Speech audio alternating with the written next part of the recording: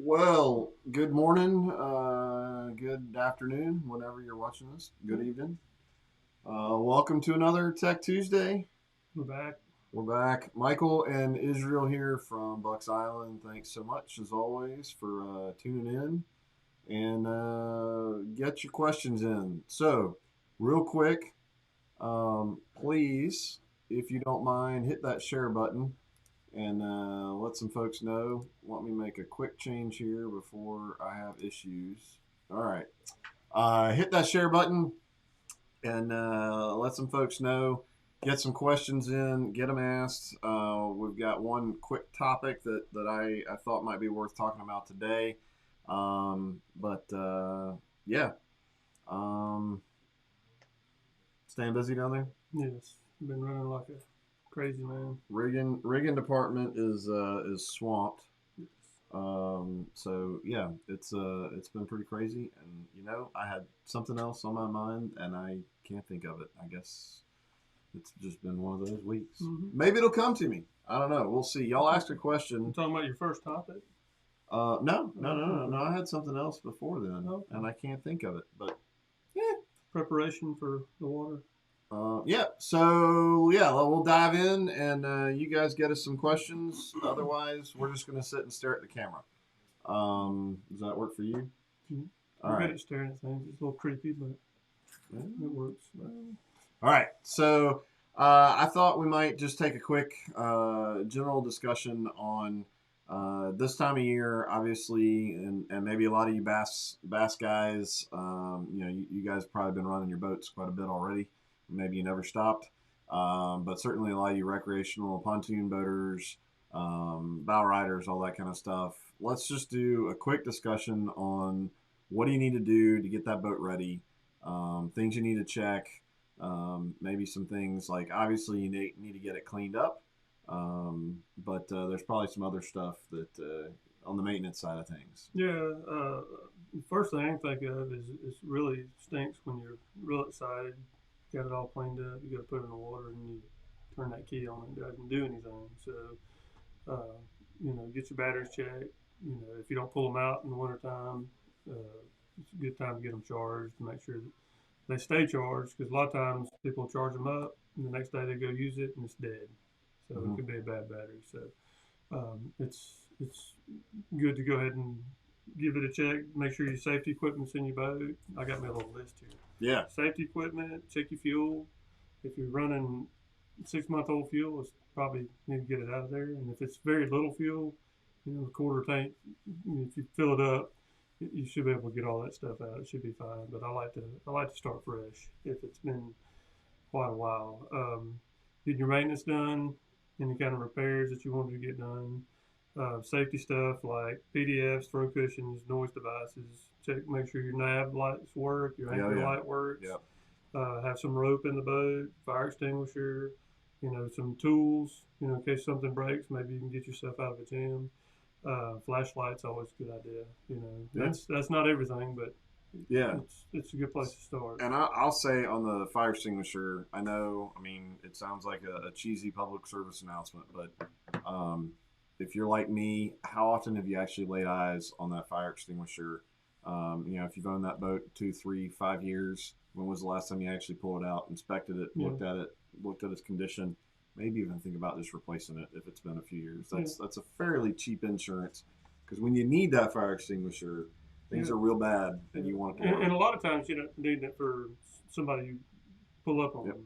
A lot of times that's typical. I've never had to use one on my own stuff, but I've had to put fires out on other people's items.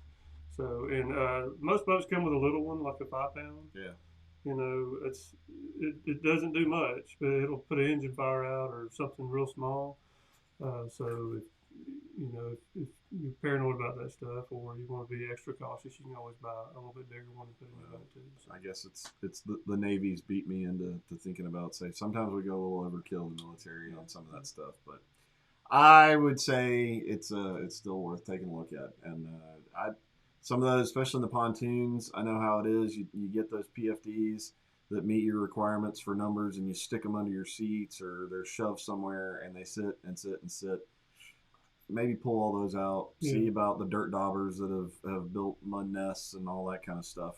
Because again, those are things that when you need them, you want them to work right and keep your family and friends safe. So, all right. Well, I think that's that. Hopefully, that just as a refresher. Oh yeah, I probably should go do that. The weather's nice. I'm sure there are a lot of wives that are going to be wanting to get out on the water here soon. So, but all right. So let's jump into some questions. I see Mr. Tim Taylor has already got us one. Why did that show up? I'm gonna make that bigger, guys. No, it's a baby. All right.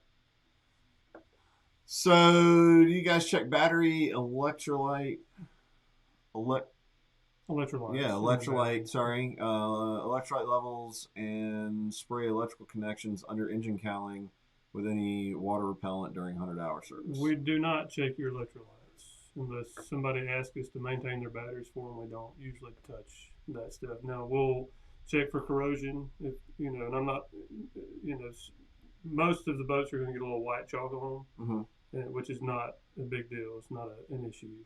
But if we see green stuff, then we want to clean them and then seal them. Most of the stuff that we see, we don't have any issue with that on the outboard stuff. We do check the connections on the engine side. We try not to spray anything on those unless they're in salt water, because some of that stuff can leach, in between the connections, and we try not to use that stuff unless we really have to. But we do inspect the connections and make sure they're not turning green or anything like that. All right. But most of the tight connections, especially using the type of, the post, not the round post, but the screw-in post, we don't see a lot of issue with it in fresh water. All right. Yeah. All right. Greg, is there a ladder you know of to put on a 23 mag so I can use double power? I'm assuming he's talking about an Avid 23 mag.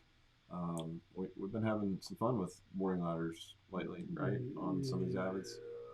Yes. Well. So we haven't actually seen a 23 mag in the shop yet. I think we saw one for about an hour when our rep brought one when it first came out. That's the oversized. Just a 101-inch beam, no pods on the back. Okay. Is that the one with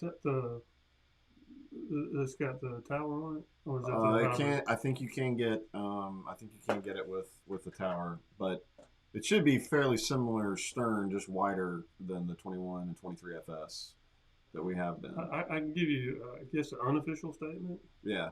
So my unofficial statement is usually you have to extend the jack plate or put a jack plate on it, and the ones that I've done with a ladder on it, most of them with power poles, most of them had a jack plate on it, and they ended up having to go with can't remember if it was a 10 or 12-inch jack plate, and have it on the very back side of the jack plate to okay. And it barely cleared at that, so it's you don't have much room to work with.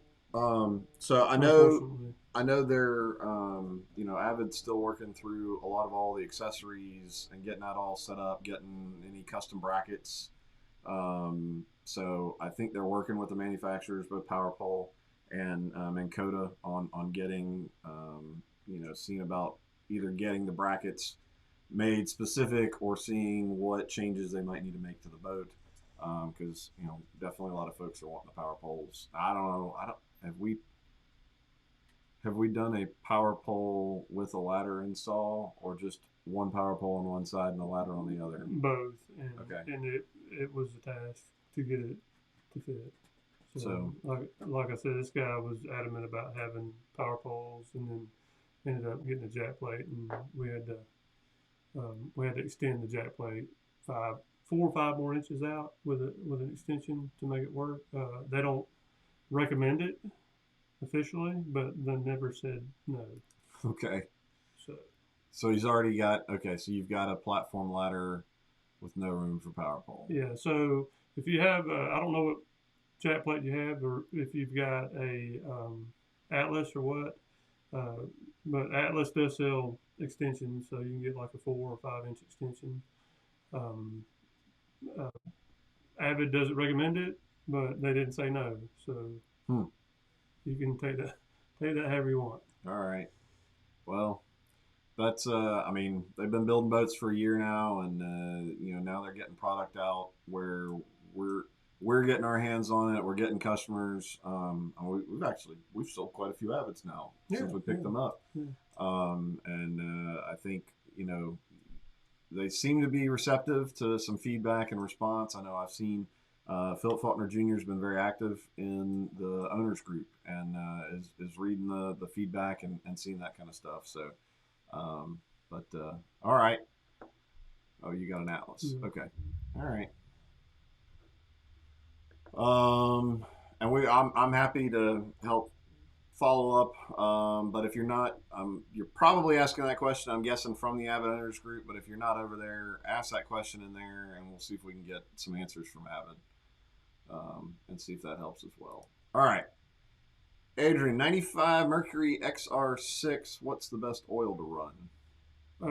Premium Plus Mercury. You can actually use the Yamalube. It's real similar oil. I wouldn't be against using it if it's easier for you to get, but Premium Plus Quicksilver works good too. So it's kind of the best of both worlds for even some of the newer motors and the older motors. So. All right. Let's see, Johnny. First of all, thanks for your help yesterday during the time you were running around. Yeah, he got to see some good running. So, to answer to get back with Johnny, I may have been a little confused about one of the connections, and I think he kind of gave me some information. And I went back and looked, and he's probably right on his end because I was used to dealing with the Solix and having a problem getting Y cables for it, but me and Rouse we're pretty expert on Y cables and what Y cables we need and don't need now. All right, so if you got questions about Y cables, ask Johnny Rouse. Yeah, just you just message him directly, and he'll take care of you. Especially if it's on a Helix. I just don't know when you aren't running around. This last 2 days, I've gotten some exercise. Little hand waving. Small. All right. That's small. Thanks for answering tech questions and working in. Allow me to drop off my beloved ZX250 for service last week. I've seen some of the monster Brim.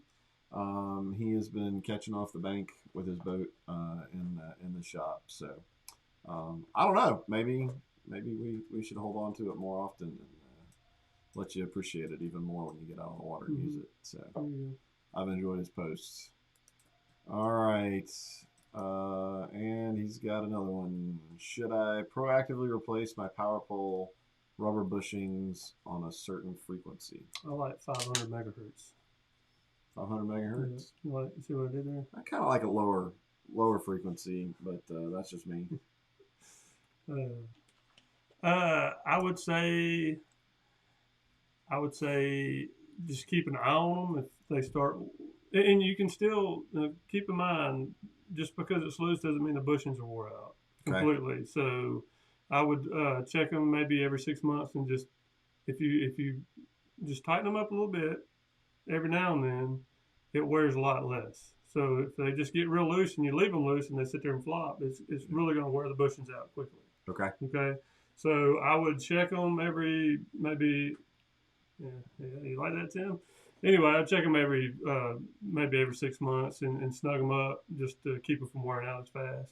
And then you may need to change them maybe every 2 to 4 years, depending on how rough of water you're running in. Otherwise, you just tighten them up. So. All right, that's good. Good answer there. I think that's. Trying to read through the rest of these. You're not enjoying the panfish fishing from the bank there, Timmy? All right. Well, guys, if you don't have more questions, let me make sure. Hopefully, we're not having any issues with stuff not getting ported over. I haven't seen anything from YouTube. No. Uh-oh. We might have something here. We've covered our thing. There we go. Yeah. Ricky, having some sort of transducer issue with my bow mount hummingbird. Roughly how long might it take to track and fix it? It may be a setting. So I would, do you know, can you tell me what transducer you're running? Is it a built-in Mega DI or is it a US2? That will help me, and I may be able to help you without having to do much. Let's see what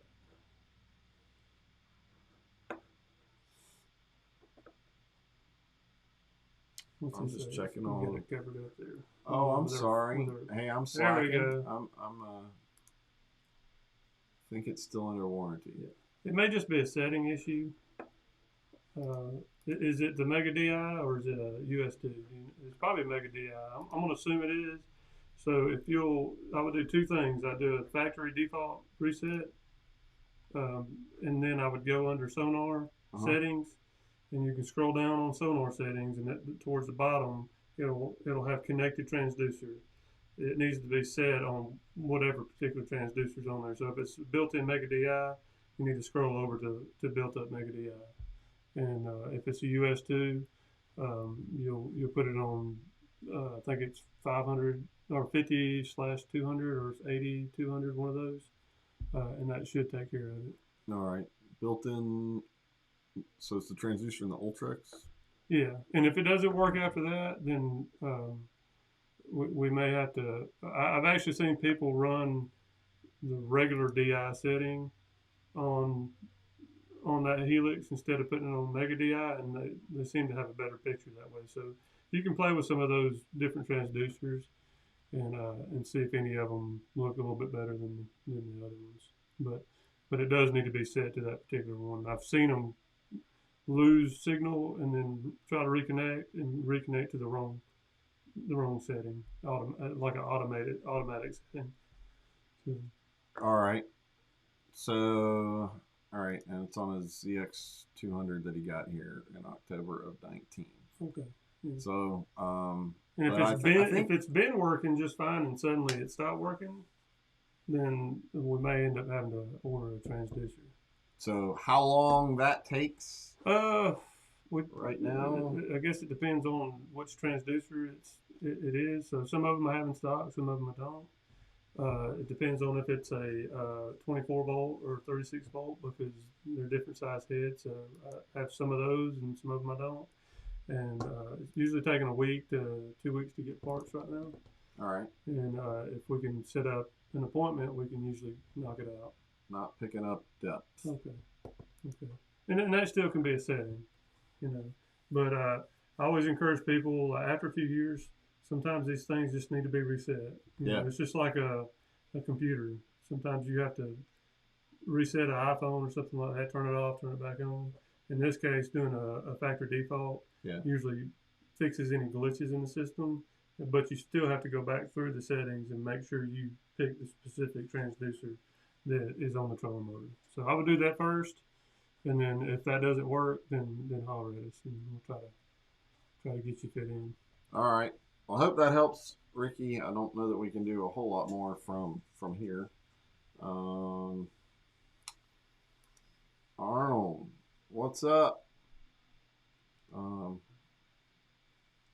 you're gonna come up here and get whatever the fish are biting at the loft. There you go. So, always look forward to seeing you up here. All right. Well, that's a little over 20 minutes, so I think we've covered some pretty good topics. I appreciate the questions. Certainly keep them coming. Drop them in the comments, and we'll try to be here next Tuesday again. And if you show up like Johnny did, sometimes when I'm running like a chicken with my head cut off, and you need to talk to me, it might take a little while. Just just so you know. Johnny got to experience it. We keep a pretty hardcore schedule around here. I think we've got about 8 or 10 boats wrapped around the back corner that are just prepped and ready to then come in and get prepped and then get rigged. So we're it's been nuts. More boats slowly trickling in, but it doesn't seem like they're coming in as fast as they're going out. So, but we're doing the best we can. Love to see you. Still waiting on a Hobie shipment of kayaks for you kayak guys. But we've got some Jacksons in and some other stuff. But we did get a bunch of innovation stuff. We did, yeah. I've seen pretty large pallets of tackle coming in. So if your area around you is out, we're not. Yeah, typically. So. Yep. So, all right, guys. Well, thank y'all so much, and I guess we'll see you again next week. So, if we'd love to see you sometime in the next few days, swing in and say hey. Yeah. All right.